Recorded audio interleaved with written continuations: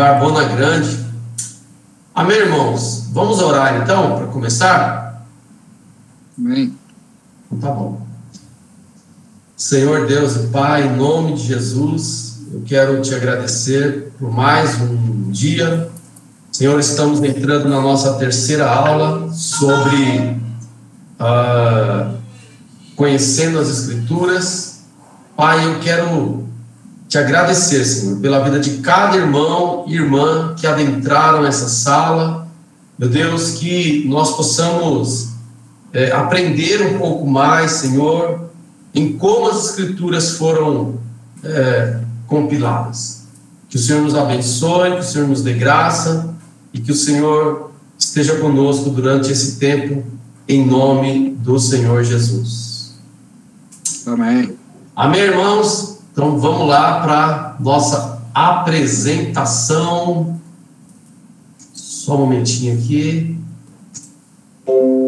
Bom, semana passada eu não consegui terminar ali o Antigo Testamento. Faltaram alguns livros. Na verdade, faltaram falar dos profetas menores. Eu vou ver se eu consigo retomar hoje no final, tá? Eu vou ver se eu consigo passar o Novo Testamento e aí eu termino lá. Caso eu não consiga, eu posso fazer isso na última aula, tá bem? Ok? Está todo mundo me ouvindo, vendo aí os slides? Sim. Amém. Combinado. Tá, então, se quem tiver pergunta, como eu sempre falo, né? O que eu não souber responder, eu vou buscar depois. E também, quem quiser fazendo comentário, colocando no chat aí, pode ir colocando, tá bom? Outra coisa, irmãos, é com relação à atividade que eu coloquei lá no Classroom. Eu vi que muitas pessoas ainda não fizeram. Façam, por favor, não só aquela que eu coloquei, mas terminem a prova do Wendel. Quem fez o curso de finanças não acabou ainda. A disciplina lá da Michele, do batismo das águas, tá bom? Façam um esforço aí e terminem. Aqueles que não terminaram, obviamente, aqueles que não fizeram, ok? Outra coisa, amanhã, ou hoje, ou amanhã, provavelmente, eu vou estar postando lá no Classroom a prova, tá? Mas aí você pode falar, mas Paulo, a gente não terminou nem a quarta aula ainda. Então, nós não terminamos, na verdade, mas a orientação que nós recebemos do Ronaldo é que a gente já colocasse a prova. Para quê? Para que no último dia, né, a gente estivesse aí respondendo aí questão de dúvidas, passando a prova.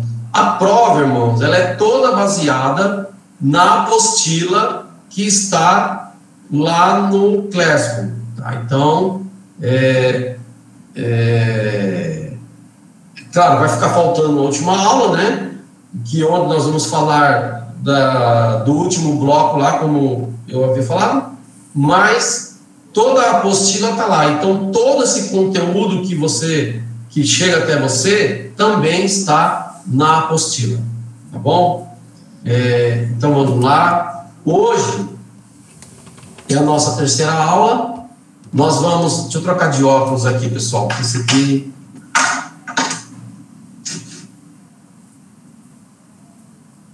Então, hoje é a nossa terceira aula e nós vamos falar do Novo Testamento.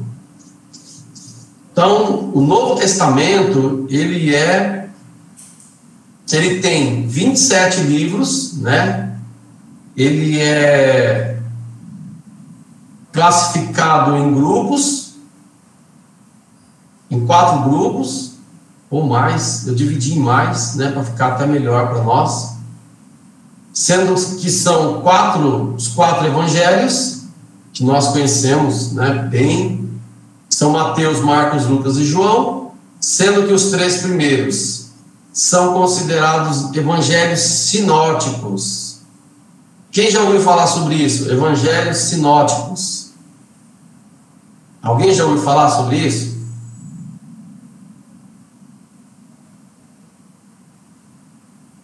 Irmãos?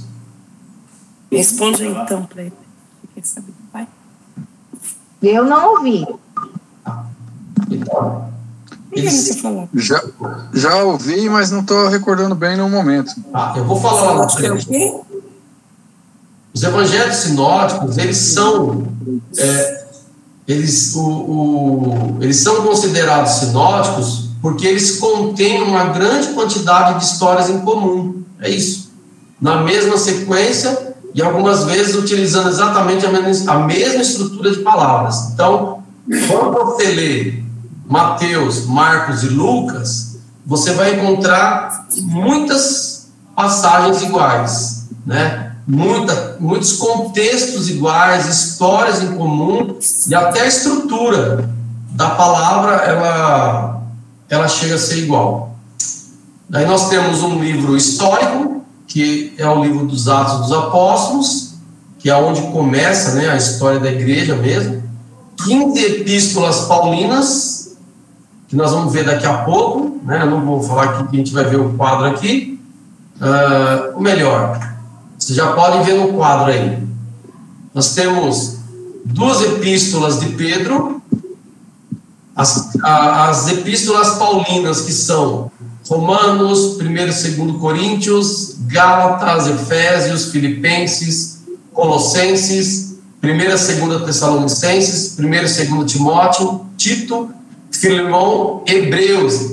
Apesar de que nós vamos ver que Hebreus, alguns historiadores, eles divergem se realmente foi Paulo ou não quem escreveu a carta aos Hebreus. E Tiago. Temos aí 2 epístolas de Pedro, 1ª e 2ª, né? 3 epístolas de João, 1ª e 2ª João. Temos a epístola de Judas e, para fechar, o livro profético, que é o Apocalipse de João. Todos esses livros, eles foram escritos na geração apostólica e confirmados pelos chamados pais da igreja. Se você entrar no YouTube e depois, se você entrar na Escola do Discípulo, você tem ali um panorama do Novo Testamento, onde eles falam ali, inclusive, da história do Novo Testamento, né? Mas pós-discípulos. Então, são chamados pais da igreja. Então, você pode entrar lá, pode colocar lá, procurar no YouTube Escola do Discípulo, que ali tem inclusive panorama do Antigo Testamento, tá? Onde eles destrincham bem alguns livros ali do Antigo Testamento e do Novo Testamento também. O Novo Testamento revela-nos o cumprimento das promessas contidas no Antigo Testamento através da vida de Jesus. Lembra quando eu falei que nós precisamos ler o Antigo Testamento? Por quê? Porque o Antigo Testamento, ele vai nos arremeter para o Novo. Lembra quando eu falei que Silas Malafaia pedindo oração para a dona Asperta? Oi?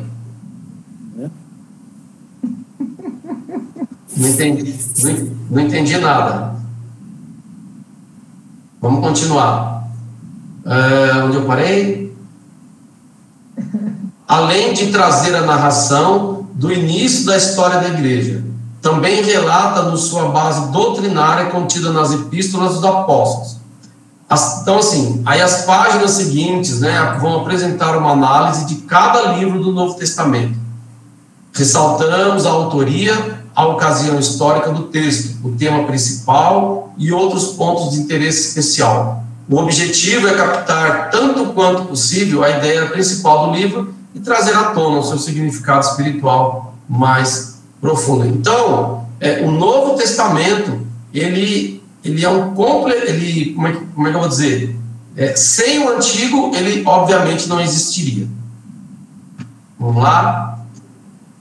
Os evangelhos. Definição. A palavra evangelho deriva do verbo logos. É formada pela união de dois termos. O que quer dizer boa, e angelia, que significa mensagem, nova, notícia. Podemos definir a palavra evangelho como as boas novas, boas notícias. Eu creio que isso é muito claro para nós, né, irmãos? Que nós que já somos nascidos de novo, já somos convertidos, o evangelho, ele é as boas novas, ele é as boas notícias do nascimento de Jesus, da vida de Jesus, daquilo que ele fez e daquilo que ele nos ensinou e continua nos ensinando. É um gênero literário. O evangelho, como gênero literário, é fruto do cristianismo, pois não se parece com nenhum escrito antigo. Dentro dele, no entanto, encontramos uma variedade de gêneros, como narrativa, parábola e poesia. Então, nós encontramos todas essas coisas quando nós lemos os evangelhos. Então, Jesus, né, se você pegar aí como Jesus ele vai ensinando, ele usou muitas narrativas, parábolas, né? Mais Jesus, ele usou muitas parábolas, né? Contém poesia. Então, o Novo Testamento, o gênero dele, literário, é muito dinâmico. Inicialmente, existe um único evangelho, ou seja, o anúncio de Jesus. É muito importante que isso fique bem claro para todos nós, né? Que não existe 4 evangelhos. Existe, sim, 4 autores dos evangelhos. Como nós já vimos, né? Evangelho. Aliás, existem 4 versões desse único evangelho. Que é Marcos, Mateus, Lucas e João. A redação dos evangelhos não deve ser vista como uma precisão cronológica, nem sequer deve ser vista como exatidão histórica. Há muitas partes enxertadas, interpoladas e completadas. Nós não... Como eu disse lá do Antigo Testamento, o Novo Testamento é a mesma coisa. Não existe uma precisão cronológica. Tanto é que me parece que o primeiro livro do Novo Testamento que foi escrito foi o livro de Tiago. Mas isso aí nós vamos ver lá na frente.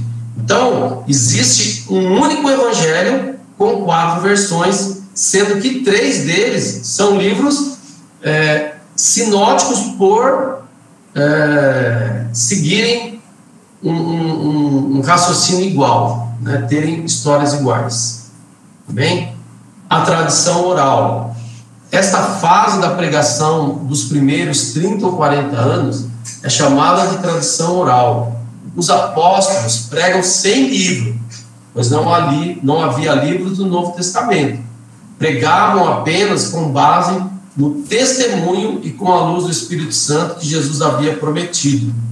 As informações sobre Jesus começaram a serem escritas por volta do ano 45. Então, veja que isso é interessante, né? Porque os apóstolos, eles não tinham um livro, né? Eles tinham a Bíblia que Jesus leu, na verdade, que era o Antigo Testamento. Então você percebe como é totalmente interessante nós lermos o Antigo Testamento. Não há a mínima possibilidade de nós separarmos isso, ok? Amém? Glória a Deus. Então vamos lá. Os livros sinóticos, né? Como eu já havia dito, eles são considerados evangelhos sinóticos por conterem uma grande quantidade de histórias em comum, na mesma sequência e algumas vezes utilizando exatamente a mesma estrutura de palavras, que são eles, né? Então nós temos em Mateus o rei, né? Mateus ele vai apresentar Jesus, o rei Jesus. Marcos ele vai nos apresentar o servo, e Lucas o homem perfeito. Então eu coloquei um quadro aqui que é a composição você vai poder ver depois, obviamente, com mais calma aí, né? No seu tempo aí de estudar um pouco a apostila também. Então tá aqui, ó, aquilo que eu falei, né? Mateus, Marcos e Lucas. Em Marcos, você vê que a infância de Jesus, Marcos, ele não se preocupa em relatar a infância de Jesus, mas Mateus sim, e Lucas também. Os três, aí você está vendo aí, os três falam do batismo, da tentação, do paralítico, da confissão de Pedro, do rico, né? Dos filhos de Zebedeu e da morte de Jesus. Então é por isso que são livros sinóticos, evangelhos sinóticos. Vamos em frente. E aí, irmãos, nós chegamos propriamente nos evangelhos. Tá? Eu vou tentar, vou decorrer um pouco aqui para ver se a gente acaba o Novo Testamento hoje. Então, Mateus, o autor é Mateus, né, e também chamado de Levi, lá em Marcos 2, 13, 14. A data escrito, né, do livro entre 45 e 55 depois de Cristo.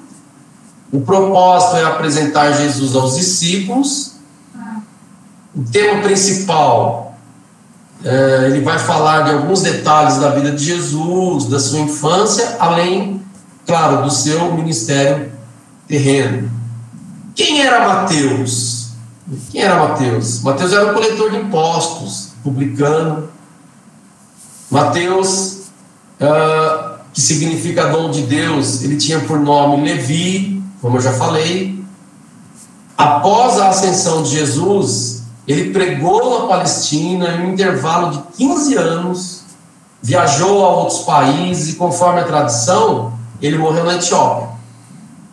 Segundo John Fox, ele foi assassinado com uma alabarda, é uma espécie de arma, tá? Uma arma de fogo.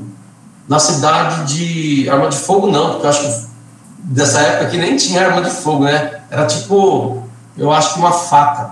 Na cidade de Nataba, na Etiópia, 60 depois de Cristo.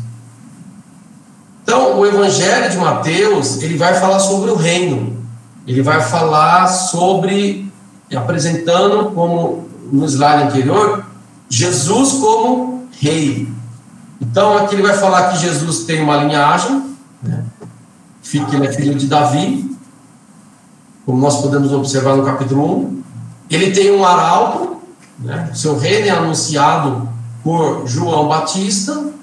Ele revela as leis do reino. Jesus, ele começa a falar das leis do reino, né? Do reino do Pai, do reino de Deus. Ele é um rei poderoso. Ele realiza milagres, sinais, maravilhas. E a contragosto do povo daquela época, que queria, eles idealizavam um rei poderoso, um rei que fosse pegar em espada, um rei que fosse montar um exército. Não, ele veio realizar milagres, sinais e maravilhas. Ele possui ministros, todo rei tem ministros, né? Então, o que esse rei Jesus fez? Ele organizou o seu reino buscando bases sólidas para ampliá-lo, né? Ou seja, os discípulos. Então, o que Jesus fez? O que Jesus se preocupou em fazer quando ele esteve aqui, né, nos seus 3 anos de ministério? Foi, além dos milagres, dos sinais, das maravilhas, de ensinar, ele fez 12 discípulos, que nós conhecemos, né? Então, ele implantou a cultura do reino de Deus, mais desses 12 homens. Por quê? Porque eles iriam continuar a obra que ele começou, e nós vemos isso lá depois em Atos, né? Apesar de não terem só os 12, mais os 12, nós vamos ver que eles começam a se tornar apóstolos. Ele foi um rei rejeitado, todos nós sabemos disso. Ele triunfou e reinará para sempre. Então, esse é o Evangelho de Mateus. Aplicação pessoal. A ênfase de Mateus sobre Jesus como cumprimento da profecia mostra que a vida e o ministério do Senhor Jesus eram parte de um plano único de Deus durante toda a história de Israel. Todo o Evangelho enfatiza que Jesus é Emanuel, Deus conosco. O livro chama a igreja para uma missão, é a proclamação das boas novas a todos os povos. Não programação, mas é a proclamação das boas novas a todos os povos. Quando Jesus, ele, no capítulo 28, ele fala, né, ele dá uma ordem, na verdade, né, para nós irmos e anunciarmos o Evangelho a toda criatura, até, né, os confins da terra. Livro de Marcos. Nossa, essa minha linha aqui ficou bem reta, né? Mas tá bom, tá valendo. Livro de Marcos, o autor é o João Marcos. A data é entre 45 e 55, mas praticamente a mesma data que foi escrito o Evangelho de Mateus. O propósito é apresentar Jesus aos romanos. Interessante, né? O objetivo do Marcos aqui é apresentar Jesus aos romanos. Tema principal: Jesus, o Filho servo. Jesus veio para servir. Quem era Marcos? Marcos era sobrinho de Barnabé, discípulo de Pedro, provavelmente era um adolescente do grupo dos 70 discípulos. Lembram quando Jesus ele foi abandonado? Me parece que ele estava lá no meio daquele povo lá, né, que abandonou Jesus.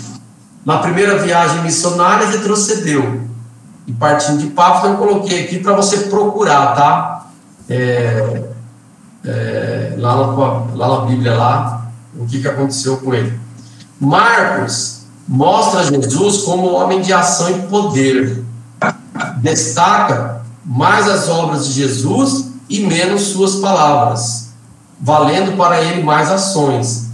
Não se preocupava com genealogias, pois dirigia sua obra aos romanos, que não tinham interesse na árvore genealógica de um estrangeiro. Marcos quer mostrar o poder de Jesus, e isso interessa aos romanos, que são os donos do poder temporário. Enfatizando as obras de Jesus, Marcos faz referência às 17 curas de enfermidades, 9 milagres ligados a fenômenos da natureza, 6 libertações de endemoniados e 3 ressurreições. Olha que interessante, né? Marcos, ele tinha uma visão, né, de que e realmente, se você perceber no livro de Marcos, não tem genealogia, né? Não fala da genealogia praticamente de ninguém, porque ele não estava interessado em que os romanos, a quem ele destinou a sua pregação, né, o Evangelho, porque eles conheciam essa genealogia, né, de Jesus. O que ele queria mostrar aos romanos, de fato, era o poder de Jesus Cristo. Livro de Lucas, Evangelho de Lucas, todo mundo conhece, né? Lucas, o médico, de fato ele era médico. Quem é que assistiu aquele filme de Paulo? Eu sei que a Sandra assistiu. Eu assisti. Você assistiu, Sandra? Sandra? Assisti. Você assistiu no cinema, né, Sandra? No cinema, né? Eu assisti no cinema. E assisti em casa também, muito bom. Gostou? É que agora tá na Netflix, eu assisti na Netflix. Eu também assisti. Eu assisti esses dias atrás na net, que eu gravei. Eu lembro. Então, foi muito bom, né? E mostra ali a história do Lucas, né? Tudo que o convívio dele ali com Paulo, né? Então, muito legal, filme muito bem feito, gostei. Quem era Lucas, né? Considerado o primeiro historiador da igreja cristã.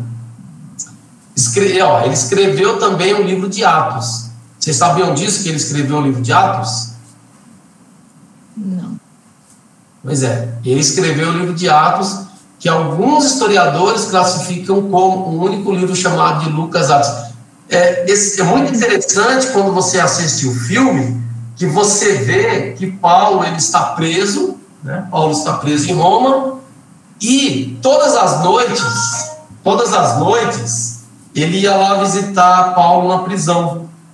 Na verdade, ele ia visitar Paulo lá, por quê? Porque Paulo estava contando a história. Paulo estava relatando a Lucas as histórias que ele viveu, né, as igrejas que ele, enfim. Então ele estava contando a história da igreja, e aí surgiu, acredito eu, o livro de Atos dos Apóstolos. A tradição diz que Lucas era de Antioquia da Síria, gentio. Essa cidade era a base missionária de Paulo. A amizade com Paulo era tão profunda que até mesmo quando muitos o haviam abandonado, ele permanecia ao lado do apóstolo. Descreve sua genealogia, a humanidade de Jesus, a simplicidade do seu nascimento, a ação do Espírito Santo, e fala das parábolas, né? Isso tudo Lucas fazia. A data entre 58 e 61 depois de Cristo. Ô Paulo. Oi. Lucas não foi discípulo de Jesus, né? Então, não. Segundo o que eu busquei, segundo o que nós vemos aqui, me parece que não, né? Parece que ele não dá a entender, mas isso é uma coisa interessante para a gente buscar, tá? Para a gente buscar. Se alguém souber aí de algum detalhe aí, pode falar. Não sei, Sandra, sinceramente, é uma coisa que eu confesso para você que eu vou buscar. Tá bom? No filme dá a entender que não, mas como a gente não sabe se o filme é tudo verdade, então não dá para saber. Eu não sei se você pesquisa para nós. Vou pesquisar. Não, vou pesquisar. Pode deixar que eu vou pesquisar, sim. Pode ficar sossegado. Tá bom? O propósito é apresentar um relato confiável de Jesus como Filho do Homem, o perfeito homem Deus. O propósito de Lucas foi esse. O estilo literário é uma narrativa histórica, é um dos escritores gregos mais refinados do Novo Testamento. Olha, Sandra, baseado no estilo literário do livro, dá a entender que ele não era, né? Por quê? Porque aqui fala que é uma narrativa histórica. E esse livro aqui de Lucas, ele é encomendado, né? Ele é encomendado por um homem, se eu não me engano, por nome de Teófilo. Mas eu vou pesquisar e na próxima aula, ou eu coloco lá também no Crespo. Tema principal: ele apresenta Jesus como Filho do Homem e dirige sua obra aos gregos. Então, Lucas já escrevia para os gregos. Para ele, Jesus é o homem e, com toda a sua beleza, perfeição e sua humanidade, é sem participação do pecado, né? Ou seja, Jesus ele não compactuava com o pecado, ele não tinha pecado, obviamente, né? Assim fazendo, Lucas mostra que o primeiro Adão falhou, mas o segundo não. Cristo, o segundo Adão, venceu as tentações e desfez as obras do diabo. Lucas citou ensinamentos de Jesus sobre os gentios, pois escreveu a gentios. Ele mostra que Jesus salva judeus e gregos. Evangelho de João. O autor, João, o apóstolo. Então, o João aqui, ele tem, né, várias coisas para se falar dele. Então, ele foi o discípulo amado, ele era irmão de Tiago, né, filhos de Zebedeu, ele era um pescador judeu, né, e filho do trovão. Tudo isso aí você pode ver nesses versículos aí. A data. Apesar dos debates, parece razoável a data entre 80 e 100 a.C., provavelmente escrito em Éfeso. Não, eu acho que eu errei aqui o AC aqui. Acho que é descer, irmãos. Porque João não pode ter escrito o Evangelho de João antes, né? De Jesus, obviamente. Então aqui é descer, tá? Onde vocês estão lendo o AC aí. Propósito é mostrar Jesus como Cristo e levar a fé, fortalecer a fé dos cristãos perseguidos, combater heresias, gnosticismo e docetismo. Eu não coloquei aqui a definição dessas palavras no slide para não perder muito tempo, mas lá na apostila eu coloquei lá o significado tanto de gnosticismo quanto de docetismo, tá? Vai ter lá a nota de rodapé, você pode conferir. Tema principal, eu coloquei um versículo aqui: esses, porém, foram escritos para que creiais que Jesus é o Cristo, Filho de Deus, e para que, crendo, tenhais vida em seu nome. João 20, 31. Desse texto, deduz-se que o tema principal do Evangelho de João é mostrar que Jesus é o Messias, aquele que trouxe a palavra de Deus, né? O próprio capítulo 1 de João vai falar para nós que no princípio era o Verbo, e o Verbo estava conosco, o Verbo se fez carne e habitou entre nós. Então, Jesus é a própria palavra de Deus.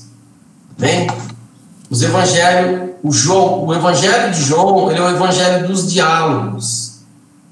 Então, a gente vê ali o diálogo de Nicodemos, a mulher samaritana, os judeus na festa dos tabernáculos, a mulher adúltera, a parábola do bom pastor, que é um capítulo inteiro, a mulher adúltera também é um capítulo inteiro, instruções privadas aos discípulos, palavras de consolo e a oração intercessória, capítulos 14 e 17, o encontro com os discípulos no Mar da Galileia, no capítulo 21, que é aquela parte ali, né, que Jesus chama Pedro e 3 vezes, né, pergunta para Pedro se ele o amava, e Pedro chegou uma hora, ela ficou até meio bravo, né? Pedro era meio intempestivo, né, por natureza, e fala: pô, Jesus, você sabe que eu te amo, por que você fica perguntando, né? E aí Jesus vai lá e fala: então apacenta lá as minhas ovelhas. É o Evangelho dos 7 sinais, as bodas de Caná, a cura do filho do funcionário, né, público, de funcionário público. Tá vendo? Jesus cura filho de funcionário público também. Curava naquela época lá e cura hoje também. Glória a Deus por isso. Cura do paralítico, a multiplicação dos pães, ele caminha sobre as águas, cura do cego de nascença e ressurreição de Lázaro, né? Então, são 7 sinais aí que mostram aí a grandeza e o poder de Jesus Cristo. O Evangelho é um testemunho. Marta dá testemunho de Jesus, né, quando ela fala que tu és o Cristo, o Filho de Deus. Tomé, quando ele crê ali, né, quando ele fala Senhor meu e Deus meu, porque ele tocou ali, né, naquele momento de Jesus. E Jesus também é o Cristo, o Filho de Deus. Então, esse é o Evangelho de João. Agora aqui, irmãos, nós vamos falar sobre o livro histórico. Esse livro histórico, vocês estão vendo aí os discípulos, né, / apóstolos. Bom, Atos dos Apóstolos. O autor, Lucas, como eu já tenho falado, questão de autoria. Na verdade, irmãos, quando eu falei do Evangelho de Lucas, quem encomendou a história dos Atos dos Apóstolos, aqui fala dedicatória, mas alguns historiadores vão dizer que praticamente foi Teófilo quem solicitou a Lucas que escrevesse, ok? Referência ao tratado anterior, foi companheiro de viagem de Paulo, né, nas suas viagens missionárias, e questão estilística. Isso aí é um autor, né, um pouco de coisa para a gente conhecer um pouquinho do Lucas. A data, Atos não fala sobre 3 eventos que tiveram importância especial para o cristianismo primitivo. A morte de Tiago, irmão do Senhor, 62 depois de Cristo. A perseguição sobre Nero, 64 depois de Cristo. E a morte de Paulo, 65 depois de Cristo. A destruição de Jerusalém depois de 70 depois de Cristo.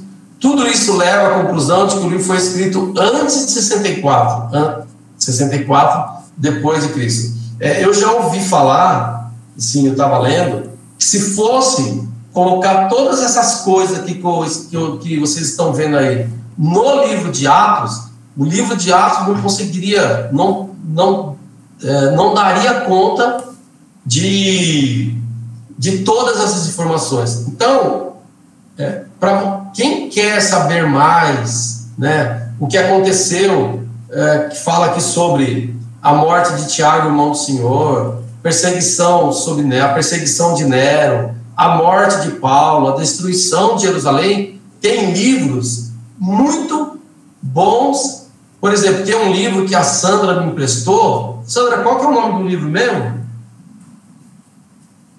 Esses últimos que você me emprestou? Da Radassa? Esses 2 últimos que você me emprestou, você lembra o nome? Um é A Voz do Coração, que conta a história lá da escrava, né? Isso. E o outro, deixa eu ver aqui. Acho que é Ecos ao Vento, né? Um Eco na Escuridão. Isso. Esses 2 livros que eu li são muito bons, aliás. Conta a história, por exemplo, ela se passa aqui depois da destruição de Jerusalém. Então é um livro muito riquíssimo, nossa, é um livro muito cativante, né? Você não quer parar de ler até o final, que vai mostrar muitas coisas, como ficou o povo de Israel, alguns personagens ali da Jerusalém destruída foram levados para Roma, para Éfeso, para serem escravos de famílias, né, ali ricas.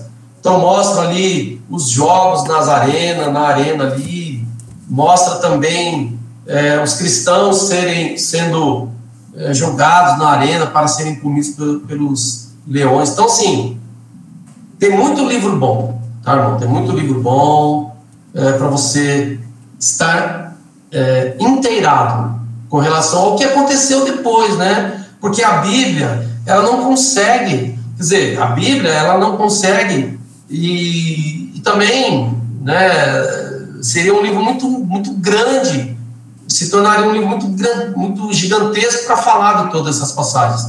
Por isso que Deus deu graça a muitos historiadores, a muitos homens, mulheres, para escrever sobre o que aconteceu depois, tá bom? Depois aí do que eu já citei para vocês.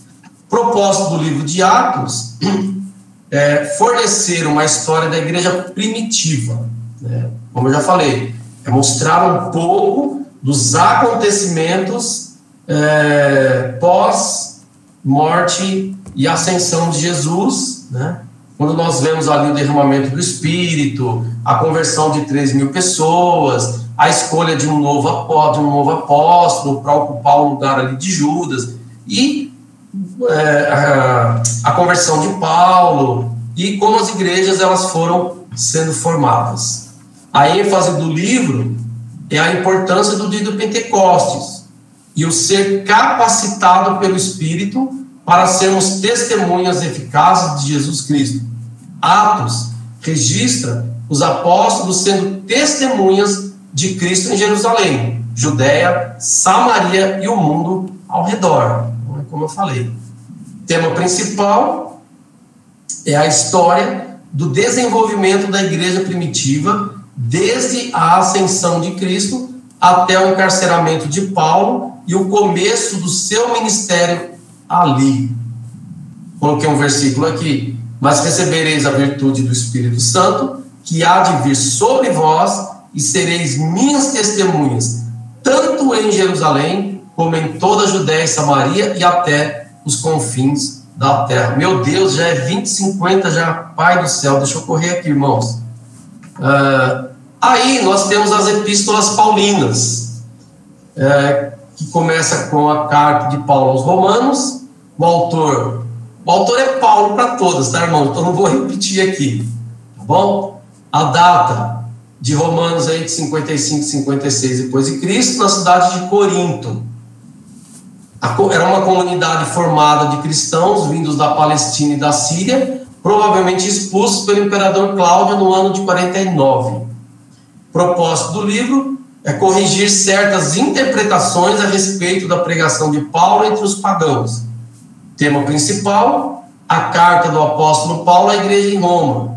Foi escrita com um único propósito: ressaltar a justiça de Deus. O significado dessa justiça está intimamente vinculado ao plano eterno de Deus. O apóstolo Paulo, ele expõe de maneira organizada o que já havia exposto em Gálatas.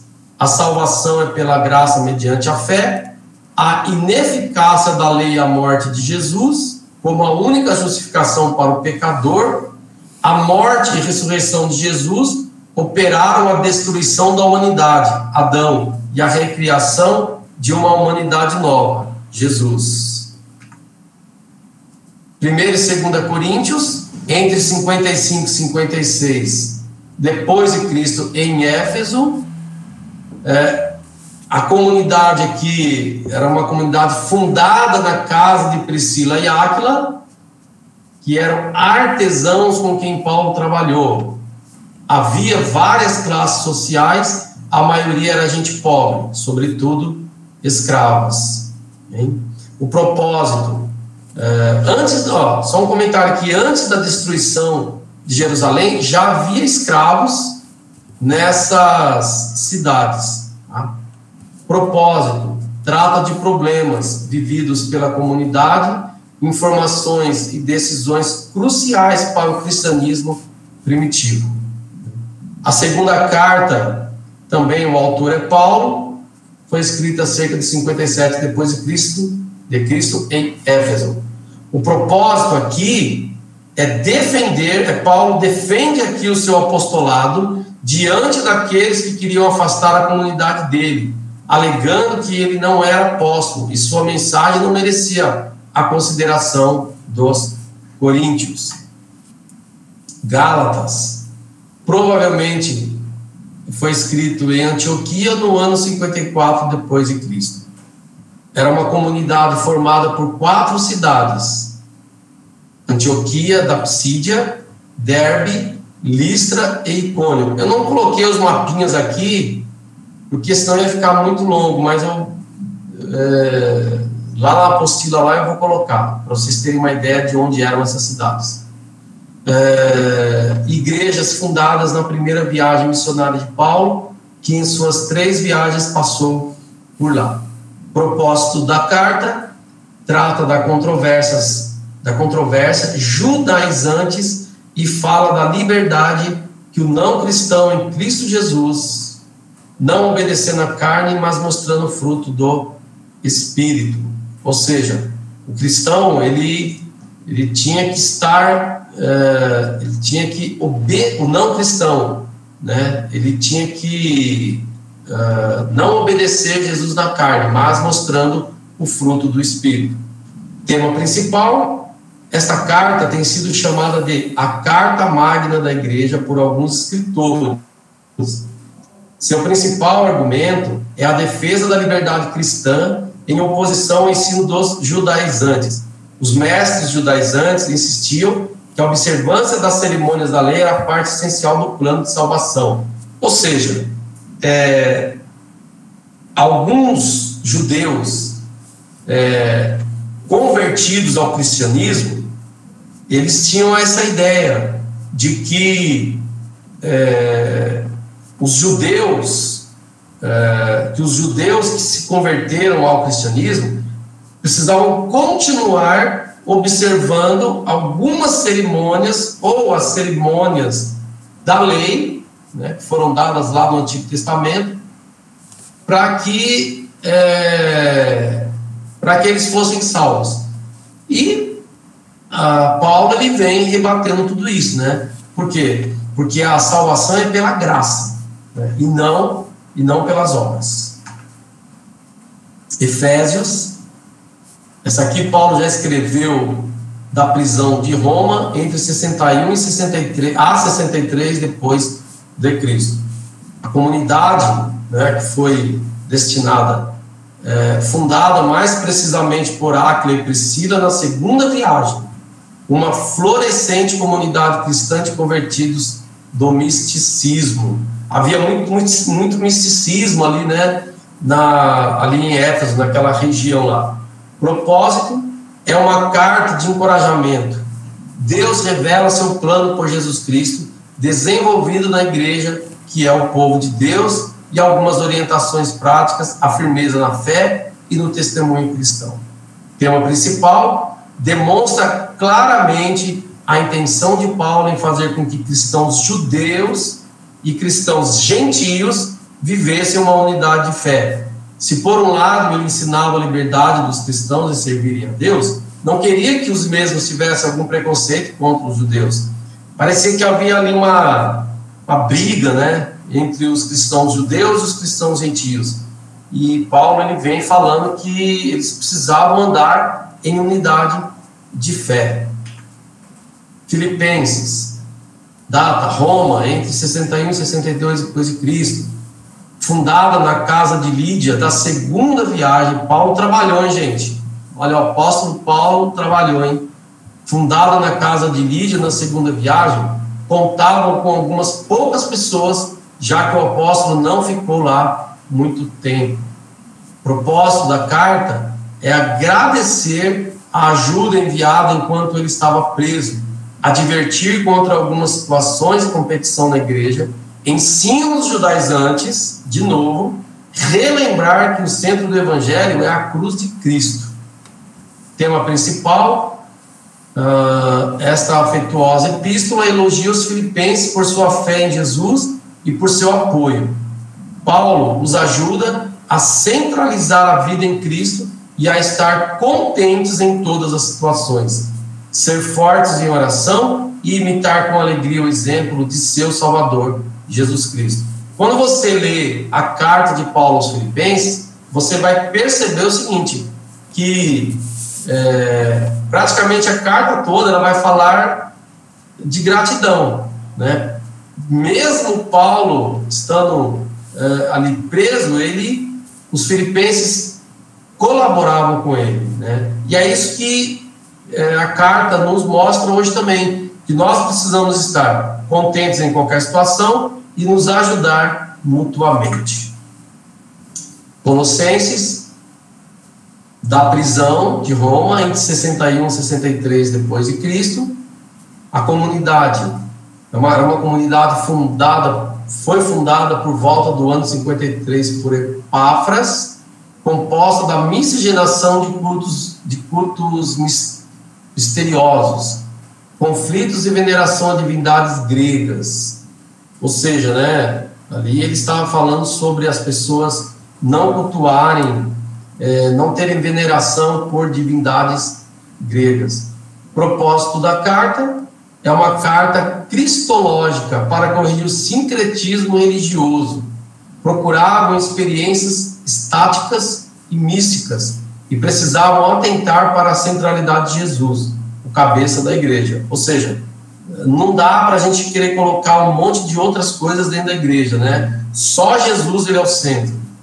Tema principal: Paulo estava preso e havia recebido notícias de falsas doutrinas que estavam sendo ensinadas aos cristãos de Colossos, e escreveu esta epístola com o objetivo de combater a falsa doutrina que surgia e chamar os colossenses à verdadeira fé que Epáfras havia anunciado. Como eu digo, irmãos, nós temos que ouvir tudo, podemos ouvir tudo, mas nós precisamos filtrar as coisas. E nessa igreja aqui de Colossos, o povo estava tendo muita informação de coisas que não faziam bem a sua fé em Cristo. A fé, né? Aqui nós vemos, eu tenho a impressão assim, que todas essas comunidades eram células, era uma grande célula, né? Era uma igreja, mas era uma grande célula. Eu creio que ali eles comiam o pão, repartiam o pão, tomavam vinho, e eram ensinados e participavam ali da vida uns dos outros. 1ª e 2ª Tessalonicenses, a data é em Corinto, durante o verão de 51 depois de Cristo. Comunidade fundada por Paulo na 2ª viagem missionária. Supõe-se que os membros da comunidade fossem todos provenientes de escravos e da classe de pequenos comerciantes. Ou seja, né, gente, sempre você vai encontrar gente um pouco mais pobre. O propósito da carta é onde Paulo adverte a comunidade a ter calma em relação à parúcia. Eu não procurei saber o que é essa parúcia, mas eu vou pesquisar também e coloco lá na apostila. E ao mesmo tempo ser vigilante. Na verdade eu até coloquei, mas eu não me lembro agora o que é. Ao mesmo tempo ser vigilante. A primeira carta mostra que era uma igreja jovem, fervorosa, firme no meio dos sofrimentos. Tema principal. Resumidamente, o tema principal abordado é a defesa de Paulo com relação às falsas acusações por parte de algumas pessoas da cidade de Tessalônica. Nela, Paulo reforça o ensino da primeira, se alegrando com a fé deles nas perseguições, e esclarece a principal dúvida dos tessalonicenses, no momento da segunda vinda de Cristo. Ou seja, eles se preocupavam muito, né, com a segunda vinda de Cristo, e aí Paulo teve que dar uma palavra ali para eles, continuem crendo, continuem vivendo a vida de vocês, continuem buscando a Deus. Há muitas pessoas hoje, até mesmo no nosso meio, que também ficam, né, com essas coisas. Quando vai ser a segunda vinda? Quando Jesus vai voltar? Irmão, nós precisamos a cada dia viver a nossa vida com Deus, sabe? Porque nós não sabemos nem o dia nem a hora. Então nós precisamos ficar firmes no meio das perseguições, firme no meio dos sofrimentos. 1º e 2º Timóteo, a data foi escrita 1 Timóteo 62, 64 depois de Cristo da Macedônia, e 2 Timóteo entre 64 e 68 depois de Cristo, também na Macedônia.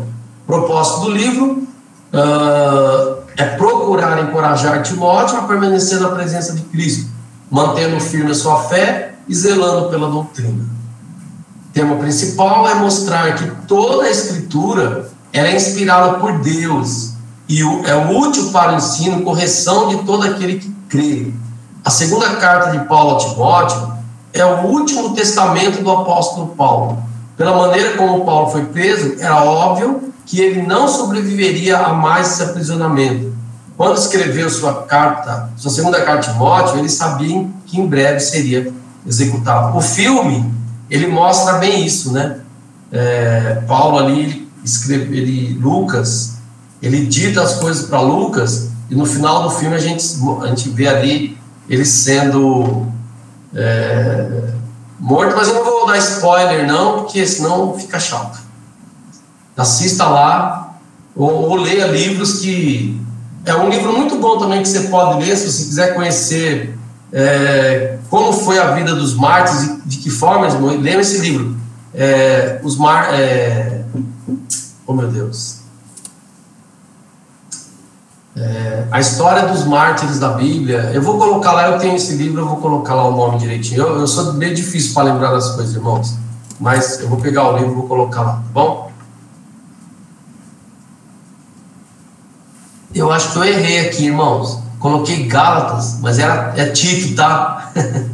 Onde está Gálatas aqui, leia Tito, tá bom? depois eu vou arrumar. A carta foi escrita entre 62 e 64 depois de Cristo na Macedônia. Isso porque eu revisei isso aqui várias vezes, tá? Mas a gente é humano e erra mesmo. O propósito do livro, da carta a Tito, Tito era um cristão gentio, grego, que auxiliava no ministério de Paulo. Ele era, né, um cristão gentio. Por fim, Paulo incentiva o evangelista a ajudar as pessoas no sentido do comportamento cristão exemplar, exortando a se tornar um exemplo para os fiéis. Essa carta e as duas endereçadas a Timóteo são conhecidas como epístolas pastorais. Tema principal: nessa carta, Paulo aconselha o jovem pastor a como proceder na escolha dos presbíteros.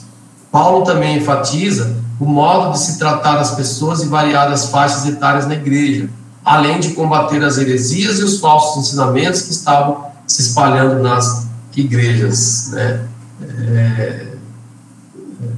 Essas cartas pastorais aqui, elas foram muito importantes, né? Porque elas têm como objetivo ajudar hoje pastores, né, a escolherem, a elegerem os seus, principalmente os seus presbíteros, né, e a combater de fato as heresias e os falsos ensinamentos que infelizmente persistem muitas vezes em acontecer nas igrejas. Filemon, a data entre 58 e 62 depois de Cristo, escrita numa prisão de Éfeso ou de Roma. A epístola de Paulo a Filemon é a mais breve, tem um capítulo só, e provavelmente a mais íntima de todas as epístolas do apóstolo. Nela é possível perceber a compaixão de Paulo por um discípulo em particular, além de princípios importantes sobre perdão e reconciliação que ultrapassam as barreiras sociais. A carta de Filemon, de Paulo a Filemon, ela é denominada a carta da reconciliação. Propósito: Filemon é uma epístola dirigida a um indivíduo específico, né? Um de seus escravos, chamado Onésimo, havia fugido aparentemente depois de um roubo. Em situação desconhecida, Onésimo conheceu Paulo e, pelo testemunho deste, acabou por se converter. Então, Onésimo, segundo a história aqui, ele era escravo de Filemon, né? E ele volta para Filemon depois que ele conhece Paulo. O tema principal, o objetivo que o apóstolo Paulo tinha em escrever essa carta era animar Filemon para que abrisse seu coração num gesto de bondade e aceitasse de volta seu escravo fugitivo, Onésimo, não mais como escravo, mas como irmão em Cristo, né? Olha que coisa bonita, né? O cara ele saiu, o cara ele foi, né, um provável roubo aqui, e ele volta anos mais tarde, ou algum tempo depois, não sei quanto tempo, não fala aqui, como agora é um irmão em Cristo. E Paulo, né, vai falar para ele, ó, receba aí o Onésimo aí como teu irmão em Cristo agora, né? Personagens: Paulo, que escreveu intercedendo por Onésimo para que Filemon perdoasse e o aceitasse como irmão. Filemon, membro proeminente da igreja de Colossos, antigo senhor de Onésimo. Veja que Filemon, ele era, né, alguém ali de proeminência, né, sei lá, de repente se fosse um diácono, um presbítero, enfim, né? Onésimo, que era um escravo foragido de Filemon, tornou-se cristão depois de conhecer Paulo em Roma. Então nós vemos que a história aqui acabou bem legal para ambos, né? Tanto para Filemon quanto para o Onésimo. Hebreus, como eu disse, é desconhecido. Pode ser um desses aqui que eu coloquei aqui, ó. Paulo ou Barnabé, Lucas, Apolo. Não há uma unanimidade entre os historiadores em saber, né?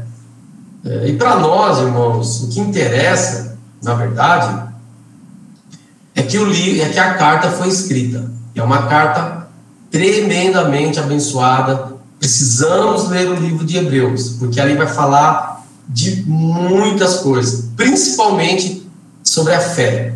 Ela foi escrita cerca de 70 depois de Cristo. Destinatário foram os hebreus convertidos ao cristianismo, especialmente aos sacerdotes judeus convertidos, ameaçados pela perseguição em 64 depois de Cristo. O propósito da carta é fortalecer a fé, como eu havia falado, e mostrar a primazia da nova aliança em Jesus Cristo sobre a antiga aliança. Cristo, ele é o centro para o qual o Antigo Testamento apontava. Ele sofreu e nos inspira a sofrer pacientemente e não negar a fé. Tema principal: o autor dessa epístola menciona a superioridade de Cristo, sendo citado desde os registros do Antigo Testamento, indicando até mesmo por meio de rituais, cerimônias do seu povo que, mesmo simbolicamente, anunciavam a vinda do Messias. Ou seja, mesmo que eles não quisessem lá no Antigo Testamento, eles acabam, através disso aqui, né, dos seus rituais, das suas cerimônias, que eles estavam anunciando a vinda do Messias. E o propósito da carta aqui é fortalecer a fé, tanto daquele povo naquele tempo, e continua, né, irmãos? O propósito do livro, quando você lê, é aumentar a sua fé, é mostrar que em Cristo, que é o centro de tudo, nós podemos sofrer pacientemente e não negar a fé. E chegamos à última epístola paulina, que é a carta a Tiago. Esse Tiago é o irmão de Jesus, tá? Que foi escrita por Paulo cerca de 48 a 62 depois de Cristo. Destinatário são os cristãos judeus dispersos entre as nações por causa das perseguições. Então, havia ali uma perseguição por parte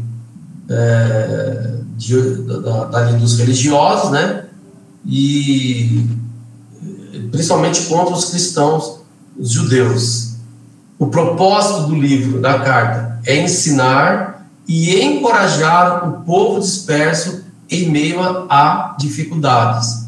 As mensagens da carta são a necessidade de se controlar a língua, o perigo de bajular os ricos e a necessidade de demonstrar a fé através das obras e pelo modo de vida. Tema principal: praticar a palavra de Deus e viver um verdadeiro evangelho. Então, sabe, aquelas várias pregações que você já ouviu, né, de muitos pastores, de irmãos em célula, nós já falamos sobre isso, né? Nós devemos controlar a nossa língua, porque ela pode por muita coisa perder. Esse negócio de ficar bajulando ricos em detrimento dos pobres, enfim, e a necessidade de nós vermos por fé, né, e não pelas obras. Amém? Glória a Deus, até aí, estão acompanhando? Amém. Amém, glória a Deus. Amém. As epístolas de Pedro são duas, né? A primeira, ela foi escrita Babilônia e Roma, né, entre 63 e 64 depois de Cristo. O destinatário são os cristãos da Ásia Menor, do Ponto, Galácia, Capadócia, Bitínia, etc., convertidos do paganismo, né? Por que Babilônia aqui, né? Porque haviam ali cristãos convertidos que viviam e que foram convertidos do paganismo. Então nós sabemos que a Babilônia era um lugar de paganismo, e Roma também. O propósito é fortalecer a fé cristã aos que sofreram perseguições e tribulações. Mostra a fecundidade no sofrimento e a grandeza da imitação da paixão do Senhor, do qual são os sacerdotes, e ensina a responder aos com paciência e boa conduta. Tema principal: um chamado aos cristãos para se fortalecerem na fé. 2 Pedro é o mesmo autor, foi escrito em Roma entre 66 e 67 depois de Cristo. O destinatário, a carta foi escrita para todos os irmãos que carregam a mesma fé em Cristo. Propósito: ensinar a lidar com falsos mestres e pessoas de mau caráter que entram na igreja, estimular as práticas cristãs para o crescimento espiritual e ao encorajamento de uma vida sóbria até a vinda de Jesus. O tema principal: um chamado aos cristãos para se fortalecerem na fé. Obviamente, igual a Pedro. Eu coloquei um versículo aí, que está em 2 Pedro 2,19, prometendo-lhes liberdade, eles mesmos são escravos da corrupção, pois o homem é escravo daquilo que o domina. Ou seja, havia ali um grupo de falsos mestres ensinando práticas não cristãs. E aí Pedro vem combater essas pessoas aqui. As epístolas de João. O autor é João, né? A data é Éfeso, entre 85 e 90 depois de Cristo. A comunidade é uma carta genérica, podendo ser aplicada para todos os cristãos. Ou seja, João aqui ele escreveu para todos os cristãos, tanto ali perto dele como ao redor, de Roma, do mundo ali conhecido, né? O propósito: combater o gnosticismo. Essa palavra, de novo, você pode ver lá na apostila, tá? Eu devia ter trazido aqui, né? Mas também, irmãos, está lá na apostila. Desmascarar falsos mestres, dar ao crente a certeza da salvação através da semelhança com Deus, quando nos tornamos filhos dele e não vivemos no pecado. Tema principal: estabelecer a verdade sobre a identidade de Cristo e responder a alguns questionamentos dos crentes, fortalecendo sua fé. Combater os falsos mestres que estavam contaminando a igreja de Cristo. João adverte aos leitores sobre esses enganadores que se usam do evangelho para propagar falsos ensinos. Mostrar a importância da hospitalidade, especialmente quando se trata de homens que estavam trabalhando para espalhar o evangelho. Vocês percebem aqui alguma semelhança com os dias de hoje? Hoje nós temos muitos falsos mestres, muitas pessoas querendo contaminar a igreja, né? Eu me lembro, e aí até de uma palavra de Jesus Cristo, né? Quando ele fala do joio de trigo, e aqueles homens, eles chegam para o patrão e falam: Senhor, está crescendo muito joio, né? Em meio à plantação de trigo. O senhor quer que nós arranquemos?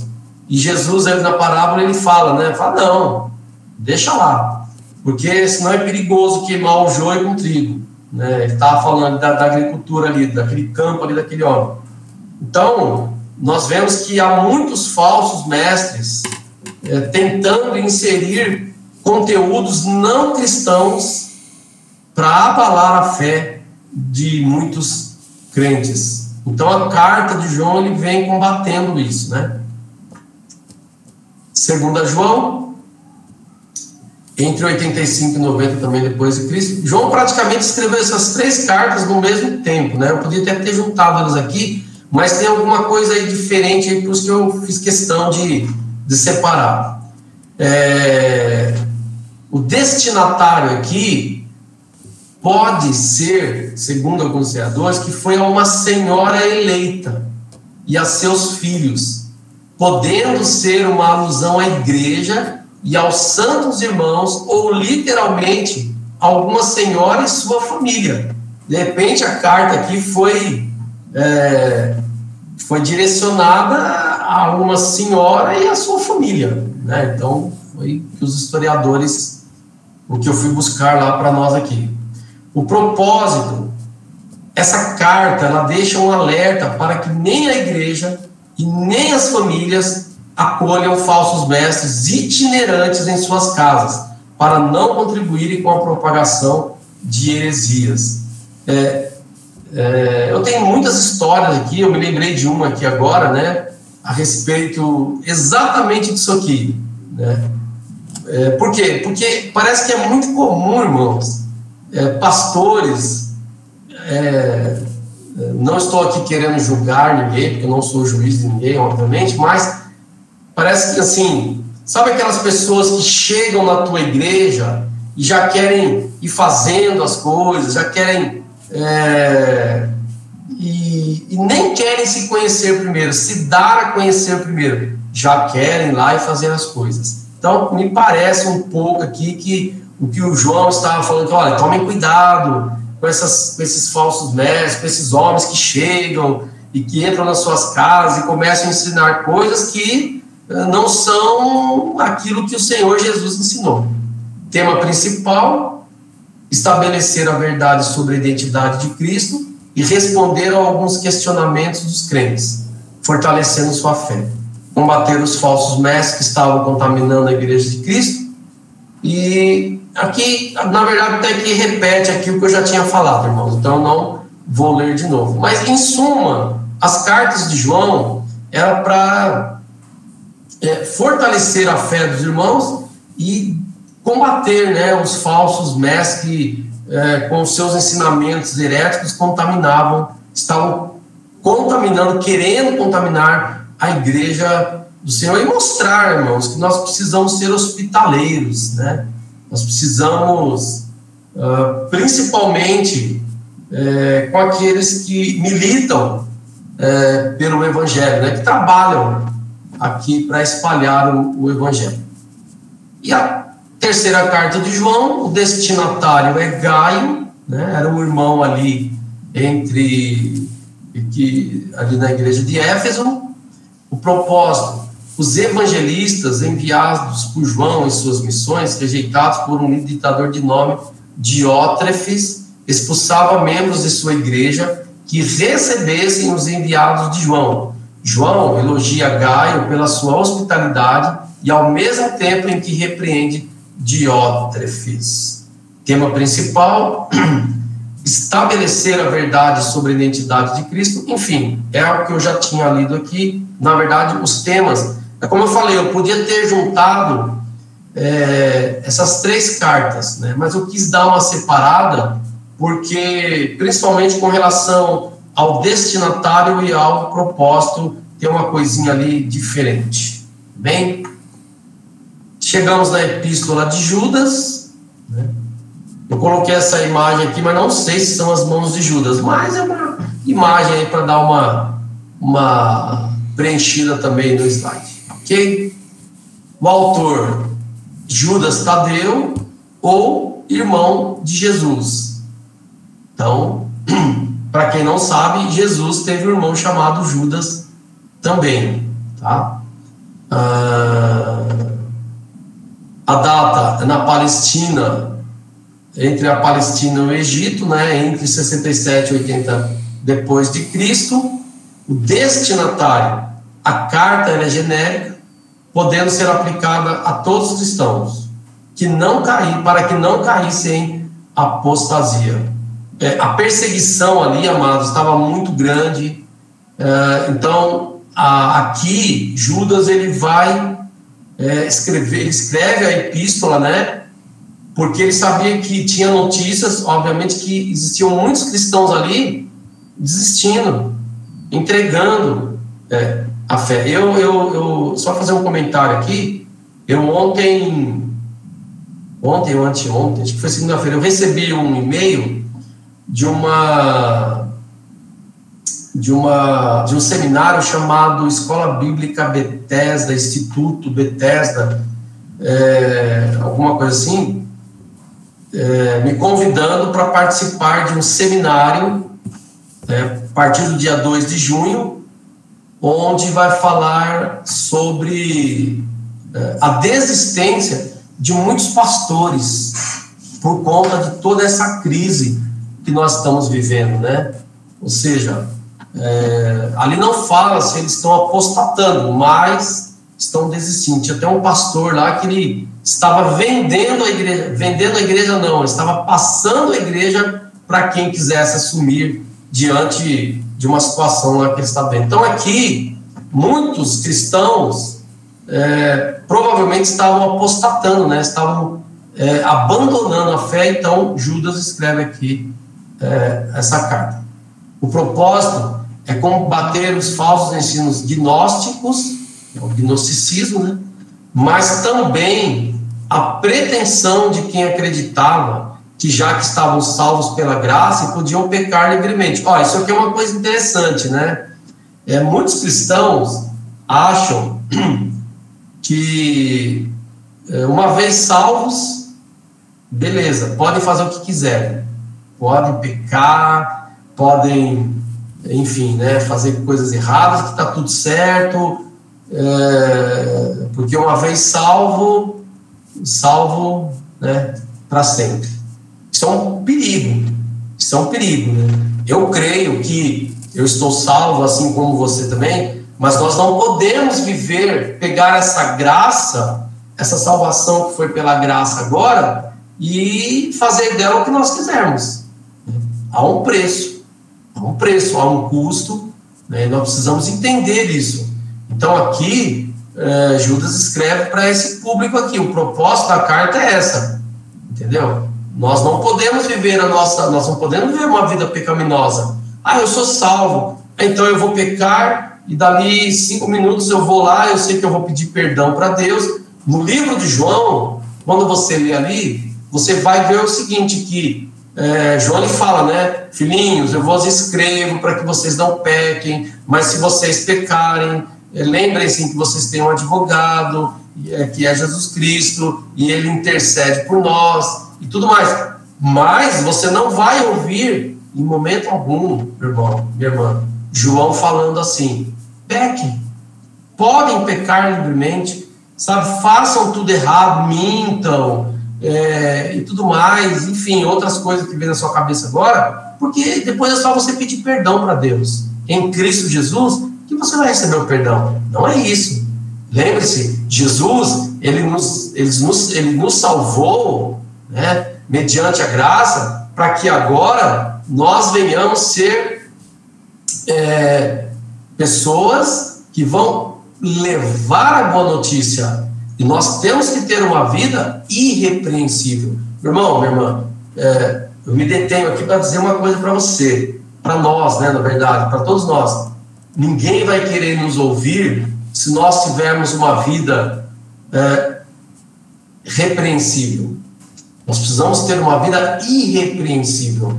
As pessoas, elas vão nos ouvir à medida que nós temos vida com Deus. Então, se eu não tenho vida com Deus, se eu sou salvo, mas eu vivo na prática do pecado, o que eu estou fazendo? Né? Eu estou desonrando, na verdade, o bom nome que agora eu levo dentro de mim. E o tema principal é orientar os cristãos da época a se prevenirem contra os mestres imorais que colocavam a fé dos mesmos em riscos. Você percebe que tanto Paulo, tanto nas cartas de Paulo, como nas epístolas de Pedro, João, e aqui Judas, eles falam praticamente as mesmas coisas sobre os falsos mestres, que nós devemos nos precaver contra os falsos mestres. Então, né, é uma coisa para nós pensarmos. Todos eles falam um pouco de nós nos afastarmos. Às vezes, claro, irmãos, nós ouvimos tantas coisas, né? Nós estamos em tantas redes sociais, então nós precisamos tomar cuidado com o que muitas vezes se jogam lá nas redes sociais. Nós temos que filtrar as mensagens, antes de repassá-las, nós precisamos filtrar, nós precisamos ir atrás da fonte, nós precisamos pesquisar da onde veio, de qual é a fonte, é digna, a fonte é digna, a fonte é verdadeira, sabe? E mais, eu diria, que vai trazer de proveito para quem vai ler. Nós precisamos tomar esse cuidado, né? Nós precisamos tomar cuidado, porque se nós repassarmos tudo aquilo que nós recebemos no WhatsApp, Facebook, Twitter, Instagram, e nós não filtrarmos, é um perigo muito grande. Talvez nós acabemos, né, falar essa palavra, por ajudar a difundir coisas erradas. Por exemplo, vocês lembram aí que, eu não sei se foi o ano passado ou se foi esse ano aqui, que um dito pastor, um dito missionário, não sei, parece que aqui do Brasil, dizia que tal dia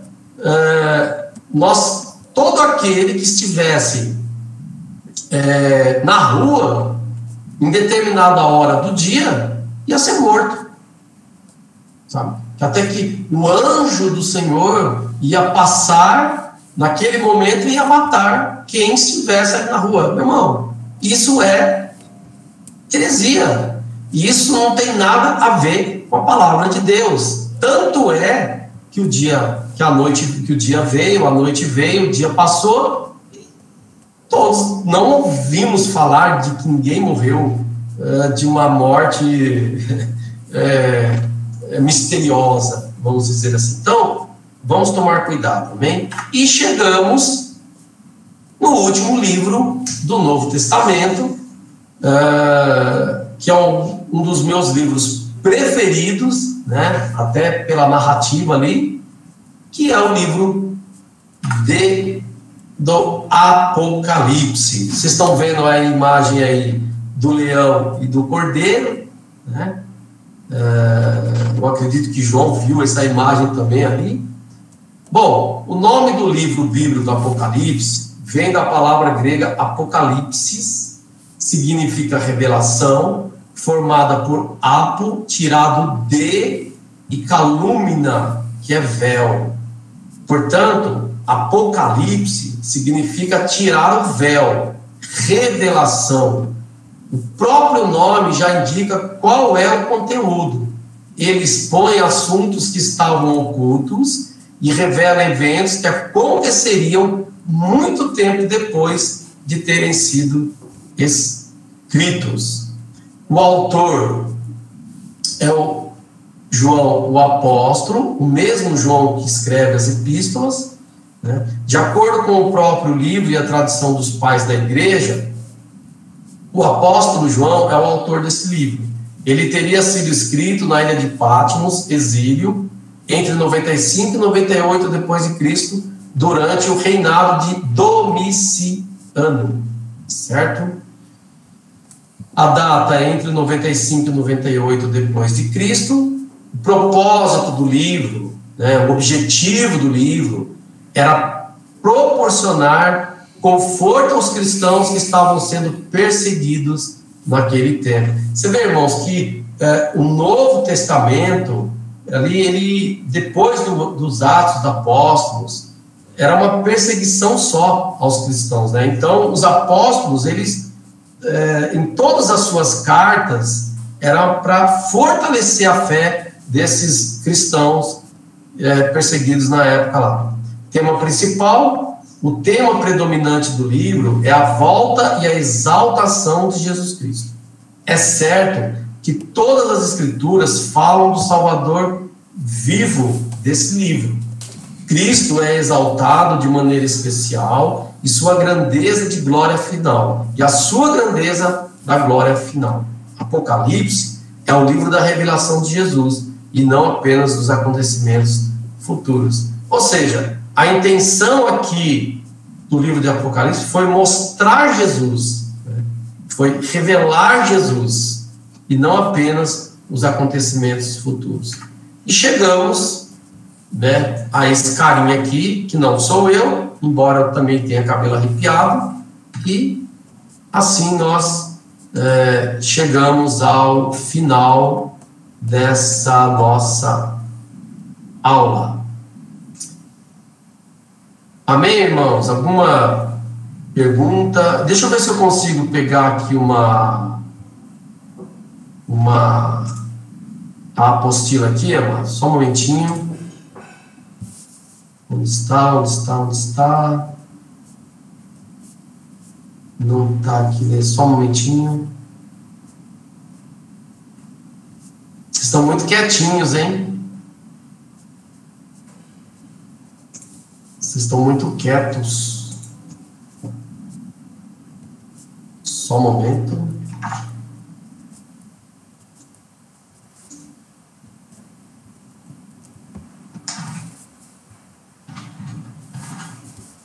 Já estamos acabando, tá, irmão? Deixa eu entrar aqui. Alguém já deu uma entrada lá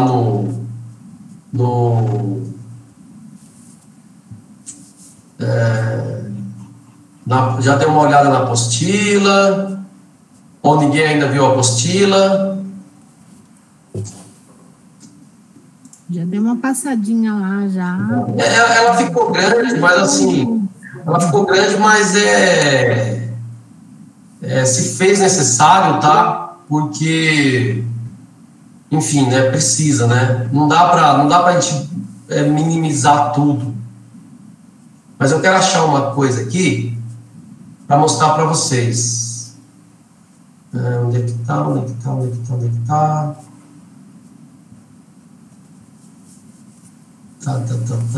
Só um pouquinho.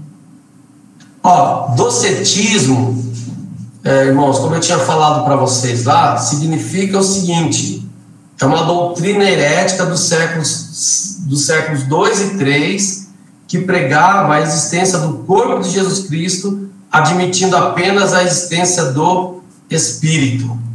Tá? Isso que significa docetismo. Tá? Aqui, parúzia, como eu tinha falado lá, é uma crença no regresso de Jesus Cristo no final dos tempos, para o cumprimento do juízo final. Crença na segunda vinda de Jesus Cristo. Ok? Então é isso, irmãos. Chegamos já a 21h37. Alguém tem alguma pergunta para fazer? Algum comentário? Esse é o momento. Espero que vocês tenham gostado da aula, né? Vocês que estão aqui comigo.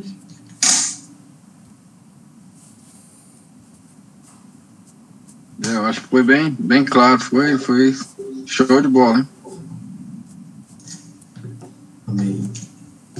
Como eu disse, né, amados? A ideia aqui, eu sei que eu falei bastante, né? Eu li bastante também. Parece que em determinado momento fica chato, porque... Né? Mas o que eu quis trazer aqui é isso, né? A história da Bíblia, como ela foi feita, de que maneira ela foi feita, o propósito de cada livro, o tema de cada livro. Então, eu espero, em nome de Jesus, que você tenha aproveitado, e como eu falei, panorama bíblico, ele é diferente, porque no panorama bíblico a gente vai poder ter mais tempo para ver livro a livro, contexto em geral do livro e tudo mais. Mas eu creio que na apostila ela tá mais completinha, né? Você vai poder ver algumas coisas lá, então, enfim, é isso aí. Beleza? Amém? Maravilha, bem assim. Amém. Eu vou colocar... como eu falei, leiam livros, irmãos. Sabe? Nesse tempo todo de pandemia... Oi, Sandra. Não, falei amém. Ah, tá. Nesse um ano e pouco de pandemia, né, de isolamento em casa, eu procurei ler muitos livros, né? Eu procurei ler bons livros. Então, assim, e à medida que você vai lendo, você vai se apaixonando pela história da igreja, você quer conhecer os pais da igreja, porque às vezes a gente fica muito ali só restrito aos apóstolos, aos discípulos, mas houve uma continuidade, e tanto houve uma continuidade que nós estamos aqui falando desses homens, falando de Paulo, de Pedro, de João, de Áquila, de Priscila, de Onésimo, de Filemão, pessoas que viveram lá naquele templo. Então, eu vou postar a prova para vocês fazerem. São 10 questões, muito fácil. Tudo que nós vimos até aqui, a prova, a provinha, né, como a gente chama, vai ser para que vocês possam, né, ver se vocês assimilaram aí um pouco daquilo que nós passamos aqui e daquilo que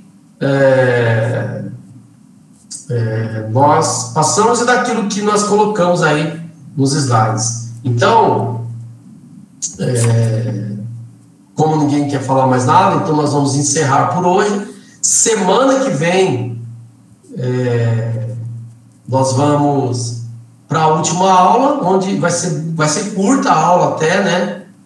Nós vamos falar dos livros apócrifos, da Septuaginta e de algumas outras coisas, e eu acredito, né, que vai ser bênção. Amém? Amém, Paulinho. Sandrinha, você podia orar para nós? Para encerrar? Ô, Paulinho. Vamos lá. Vamos lá. Deus é contigo. Amém, com certeza. Com certeza. Pai querido, quero agradecer ao Senhor por esses momentos aqui, que podemos conhecer mais o Senhor, conhecer mais da Tua Palavra, Pai. Eu acho que tudo que vem de Ti, tudo aquilo, Senhor, que nós escutamos a respeito do Senhor, vem apenas nos edificar, Pai. Abençoe, Senhor, nossa mente, nosso coração, para estar guardando, Senhor, tudo isso que o Senhor tem ensinado aqui, através dessas pessoas, do Paulo, de todos que deram aula aqui para nós, Pai. Abençoe, meu Deus, para assimilar os conhecimentos e que um dia, Senhor, possamos usar tudo isso, meu Deus, que o Senhor vem ministrando aos nossos corações a favor do ministério do Senhor e daquilo que o Senhor tem para cada um de nós, Pai. Amém, eu te agradeço pela vida do Paulo, da Vera, de cada um que está aqui assistindo essa aula, meu Deus, e facilita, meu Deus, a cada dia. Eu te peço em nome de Jesus. Amém. Amém. Aí, glória a Deus, minha irmã. Deixa Deus usar vocês. Amém, Paulinho. Vamos lá. Ó, você sabe que eu estava até comentando isso com a Vera, né? Me veio aqui para me falar isso. Que é orar? Eu sei que tem pessoas que estão me ouvindo aí e não gostam de orar em público, né? Eu me lembro que a primeira vez que lá na Presbiteriana do Brasil o pastor pediu para um irmão orar, eu confesso para vocês que eu me enfiei debaixo de um banco. Eu entrei debaixo do banco, literalmente. E só saí a hora que acabou. O pastor deu amém para a gente ir para casa. Mas orar é falar com Deus. Orar é pedir para que Deus abençoe. Então, eu quero incentivar você, meu irmão, minha irmã, quando alguém pedir para você orar, ore. Sabe? Eu gosto muito do Francisco. Não sei nem se ele está me ouvindo, mas se ele estiver me ouvindo, então você fala para ele, Sandra. Eu estava comentando isso. Meu, gente, ele ora. É verdade. Eu até lembro a primeira vez numa célula, né? Que saudades, né? Daquela época, que nós estávamos orando, e no final eu pedi para ele orar. E ele começou ali. Orar, né? Vocês eram novos na fé, né? E eu me lembro que eu falei assim, meu Deus, só falta ele engatar a Ave Maria cheia de graça aí, né? O Senhor é convosco. Você lembra disso, Sandra? Você lembra, né? Eu lembro, sim. Mas, assim, ele é ousado. E é isso que nós precisamos ser. Então, meu irmão, eu quero incentivar você, sabe? Agora, sem pressão, sabe? No seu tempo, no seu jeito e tudo mais. Então, que Deus te abençoe, obrigado por ter ficado comigo aqui até o final. Eu espero, em nome de Jesus, que você tenha aprendido e que você possa concluir essa matéria na semana que vem, tá bom? Deus abençoe Que Deus te guarde e continue se cuidando em nome de Jesus. Tchau, gente. Bem, Paulinho. Deus abençoe. Boa noite.